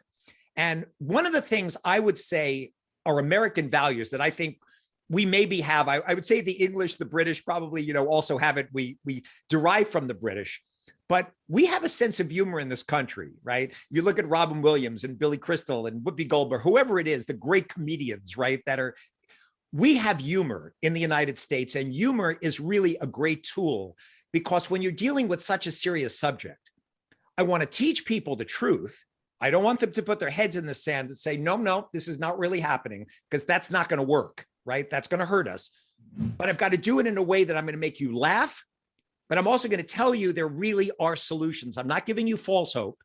I'm not giving you false solutions. I'm actually giving you hard scientific solutions that, if instituted, give you hope and will actually change the present situation. So it just felt to me like humor needed to be included, right, in this type of a book, because if I just wrote a straight climate book and did what a lot of people did, it's actually kind of gloom and doom, like, oh my God, it's like, that's just not going to work. Other people can do that, right? I needed to do something that was more in my, Jewish lineage of how I came about. And, the way the characters in the book got developed. And again, none of this was premeditated. This just came out. People reading this should know this is like my alien autobiography. When you read, and I know you asked this question, Rich, when you read about grandmother Helen of Antwerp, the great matriarch, right, of Arcturus, that is my grandma Helen. So I don't need to give you too many examples, but I will give you two. The place that I took out of Arcturus, so you should just know that in this book, I'm born in the year 2037, and I'm a half alien, half genetically manipulated human with Jewish DNA, right, who's come to save the planet. All right, we'll leave it there for the moment. And his name is Prince Ian, His name is Prince Ian of Arcturus, who is the royal PIA. There's a reason, by the way, of course, why I chose that. Yes, I am a royal PIA, as you will all discover. So when I would grow up with my grandmother, one of the things that was absolutely horrific that stuck with me in my childhood is I would be in New York City, walking along the street with my grandmother. She'd be holding my hand when I was like 7 or 8 years old. And there might have been like a really, obese person who was 6 feet in front of us. And my grandmother typically had no filter between her brain and her mouth. So spontaneously, what would come out of my mouth, my grandmother, would be things like, oh my God, would you look at the ass on that one? It's like, oh, grandma, shut up, stop. Or we'd be in a delicatessen, right? And the guy behind the deli counter would say, ma'am, would you like to taste some turkey? And he'd give her a piece of turkey. And my grandmother would taste it and spit it on the floor and go, this is the driest turkey I've ever had. Tooey. It's like, grandma, please stop it. It's like she would embarrass me on a regular basis. So you realize when you're writing a book like this, there are qualities of your family, right, that naturally just kind of make it into the storyline. And my mother's name was Dawn. Right. So Queen Dawn of Arcturus, who is, again, one of the main characters of the book, relates to my mother. So what I did is, this just naturally arose when I was writing spontaneously, because I really had no idea from chapter to chapter what I was writing. Some of your old family peccadillos just kind of make it in there. And then I'd start laughing as I was realizing what was coming through as I was writing this. But truthfully, from chapter to chapter, it just kind of evolved. And the really fascinating part about creating a book like this, right? It felt like when the book was done, it almost felt like like if you have a statue, maybe somebody who's a sculptor will tell you the sculpture was already done. It's like it already was there, and all the sculptor had to do was kind of show everyone what was already there. And it almost felt like this book had already been written before I actually downloaded this 450-page manuscript in meditation. But honestly, from chapter to chapter, I had no idea. And I would sit sometimes for an hour or two waiting for something to come. And then all of a sudden it was like an inspiration. And, having spoken to writers, and I realized that because I'd never tried doing this before, you're not actually writing it. You kind of get out of the way and you let this inspiration just come through, and the writing just happens, and you just get out of the way. And I've spoken to other writers who say that's exactly the process sometimes when you're doing this. So, that's kind of how it evolved. I really loved the character that you built around your grandmother, because, it's change is painful, right? It's painful for us to realize that we're wrong. It's painful for us to realize that we need to change. And we really need someone who loves us up and loves us to death, who can say anything to us, to say the things that your grandmother's character had to say in this book, like, you morons, how could you do this? And she was so beautifully written. And I'll have to confess that perhaps one of the reasons why I laughed aloud when I read her speech to humanity and she told us how not only dumb but ugly we were. It reminded me of some of the most important changes I made in my life as a result of people who loved me to death telling me that I was wrong and telling me I had to change. And we need more people like that, especially in a politically polarized world where we can't take any criticism and we're fragile, and it makes it difficult to make the kinds of large-scale changes that you're calling for in this book. And I just want to thank you for that particular character and that part of your call to action. So now, just sharing, and we just want to tease this because we certainly don't want anyone to miss the opportunity to be blessed by buying and reading this entire book. But talk to us about how you built this group of characters together, where they made the observations about the mistakes we've made in the past, why we may have made these mistakes, and how we move forward towards overcoming the challenges that will be existential if we don't make the changes that need to be made. So obviously the motivation in writing the book was to benefit people, because this is, again, the basic motivation that my teachers taught me a long time ago, which is just think of how you can benefit others. How can you relieve their suffering, right? Love is wanting other people to be happy.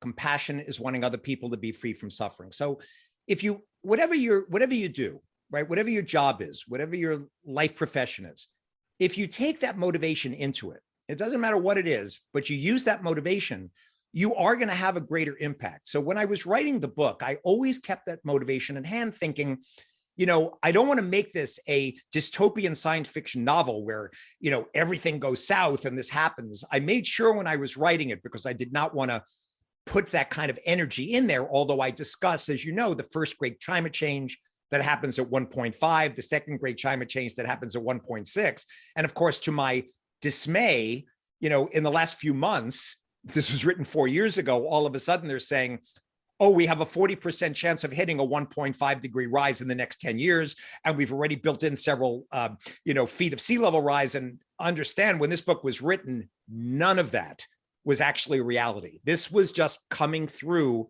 right at the time when I was doing it. But I wanted to make sure that I could bring home the points, give people pictures of what the suffering would look. It's one thing to talk about there's, global climate change and we're going to destroy farmlands. But if you start describing it in pictures of the suffering of people, so you get a picture of it, and then you say, like, this is happening, but looking back, this is how we could have prevented it. And you do it, and again, I don't want to give away too many of the chapters and how I did this, but doing it in a way that I can share the science and also do it in a humorous fashion, because you know about the climate change summit and everything that we talked about in the book. There's a way to get the message across, giving science, giving solutions, but doing it with humor, right? And it just felt like I needed to always provide solutions, but always because the primary motivation when I wrote this was I have to help these kids with climate grief to know they have hope. And from the Lyme community, one of the most terrible things that has ever happened with Lyme is there are kids that suicide every year from Lyme disease. I mean, my God, Bob Bransfield has talked about this, as have other people, that these kids lose hope. They don't feel like there's ever going to be a solution. And oh my God, there are solutions. They need to know that How Can I Get Better gives a map for this. The dapsone and the disulfiram protocols and the new things coming down the pike with acetylcysteine, hygromycin, there are solutions. They should never lose hope. And they should never lose hope with the climate, because I have found scientific solutions, those 4 pillars that we talked about today. So I always wanted to make sure that I put those solutions in there, but I was conscious that if, God forbid, humanity did not follow the advice that I have in this book, that I needed to protect the minds of these kids and the future generations. And therefore, when I was writing it, I thought back to these 10 years of Mahamudra retreat that my wife and I did with the Venerable Trungpa Rinpoche, where we learned these techniques from Khenpo Gangsha 100 years ago that were used right before an invasion, right before tremendous suffering. How do we help minds to be stable? How do we help minds to not go into anger and despair and fear? And I said, something? I not only need to protect the environment and give solutions, I need to protect people's minds. That if, God forbid, I am not successful in my journey. And I pray to the Lyme community listening to this, please get behind me in this global call to action that the climate and what we can do together as every group, every Lyme patient in the US and world, every Lyme organization has ever been there, we can come together on this and make a difference. First in our country to lead the way. But I realized if God forbid it didn't happen, I was going to have to provide enlightened meditation trainings that was given 100 years ago that would allow these kids to wake up. But then I also thought, well, what if I also gave these solutions? I call it the 1% global climate solution, and it's on my website, www.starseed, one word, -revolution.com. It's called the 1% global climate solution. Then I realized, well, what if people didn't want to adopt these solutions? These kids are all saying, we don't feel empowered, right? What can we do? But then I realized, oh my God, these teachings actually empower people, that if I got 1% of the global population to do this with the empowerment that I'm providing in the book, we could actually use quantum physical principles to change from internal reality to external to actually shift what's going to happen. And there were published studies, by the way, during the Israeli-Lebanon war. These are published in medical journals with people doing the TM City technique. They found that when they put a certain number of meditators in coherence and consciousness, where the left and right brain were in coherence doing this technique, in the surrounding area, there was less war, there was less conflict, there was less deaths, there was better social conditions, more financial, things got better. It was all of a sudden, social variables started changing by people meditating. And many of these, by the way, got published through Harvard University. So it's not even that it's some like new agey concept that no one has ever explored this before. The Global Climate Initiative has been done way before I came around, showing that there's a way to getting the Global Coherence Initiative of let's go into a global coherent meditative state using these proven meditation techniques that were given, in fact, from initial Buddha, Shakyamuni Buddha, 2,600 years ago, in an unbroken lineage. And this is important, from the Kagyu lineage. The teachings that are being transmitted have never not been transmitted from Lama to disciple during the last 2,600 years. They're intact. They are powerful. The power has never been broken. They're being transmitted in this book that if they are practiced, and I could get enough kids, just let's say the kids alone who have climate grief, 1%, if they did this every day, we might actually be able to see effect change, apart from, of course, instituting the scientific solutions. So I realized when I was writing the book, this was just naturally coming through, that there was like a multifaceted approach that I was trying to do to provide solutions, physical solutions, scientific solutions, emotional solutions, and even meditative solutions. If I couldn't get people to institute the solutions right on a physical scientific basis, that, okay, I'm going to empower these people. I'm going to tell them, let's work it from the inside out. So that's how it kind of naturally evolved when the book was being written. That's beautiful. That really is beautiful. So, Dr. Horowitz, we promised we wouldn't make you late for your ping pong match with your wife, and unfortunately, we're already 4 minutes into her time. So we are going to thank you for writing this beautiful book. And the last thing I'd ask you to do is share with our listeners where they can get Starseed Revolution: The Awakening. So it is on Amazon. You can just pre-order the book. And the reason I'm asking people to pre-order is because I'm asking you to get me a voice in the climate dialogue. To be clear, I don't need to be a famous author. I'm not doing this for money. You should be absolutely clear on this. The only reason this book is written is to benefit you, to benefit your families and future generations, to empower you. But I would like to have a voice in the climate dialogue. So when I get on news programs, I've got 2 Fox interviews coming up, one Fox News Chicago, one for Good Day New York. There's interviews I'm going to be doing. I need to highlight that climate is increasing Lyme and tick-borne. This is not being talked about in the mainstream media. I need to highlight that these environmental toxins that are dumped are creating a problem with biodiversity, with species going down and making all of you Lyme patients sick. And I need to highlight the fact that there are solutions right now that are not being talked about, that if we instituted them now, people are acting as if this is a done deal, that we've got, we're going to get a several foot sea level rise and coastal flooding and more wildfires. It is not true. This is not a done deal. If we act now and we institute these solutions, it is not too late. But we need to get everyone involved, and I need to get a voice in the climate dialogue to tell people this. And if you want to see the scientific solutions, I have them on my website in blogs about climate injustice is racial injustice, what's happening with climate and Lyme disease, what are the problems, what are the solutions. It's on starseed-revolution.com. But I would ask you, please pre-order the book, get it now, because that first couple of weeks coming out is really important. And tell everyone you know about this, because the more I can get a voice in the climate dialogue, the more I can help you. And this is really me working on your behalf, as I have for the last 35 years. And now we're going to come together in a completely new way, empowering you that we're going to make a difference in the world in a way that I don't think we ever could have done before. So thank you for listening and for working together in what is really a global call to action, which is not only going to benefit you, but benefit the world at large. Thank you for listening to the Tick Bootcamp interview with our guest, author, Dr. Richard Horowitz. To our listeners, we have a call to action. First, if you'd like to learn more about Dr. Richard Horowitz and the Starseed Revolution, please visit his Instagram page at Dr. Richard Horowitz, one word. Second, if you enjoyed this episode of the Tick Bootcamp podcast, please share with your friends by using the social media buttons you see at the bottom of our post. Third, we here at Tick Bootcamp has created a Tick Bite Blueprint. It has been inspired by the information that has been provided to us by past podcast guests. We urge you to visit our website at tickbootcamp.com to view our blueprint. Please note we would appreciate any input or any improvements you would like to share with us on the blueprint. Fourth, don't forget to subscribe to this podcast on Apple Podcasts, Google Podcasts, or Spotify to get your automatic episode updates of our Tick Bootcamp podcast. And finally, we thank you, our community, for your comments on our past podcast episodes. Please take a minute to leave us an honest review on iTunes, on Instagram, or on our website. We make it a point to read every single one of the reviews we get. Thank you, as always, for listening.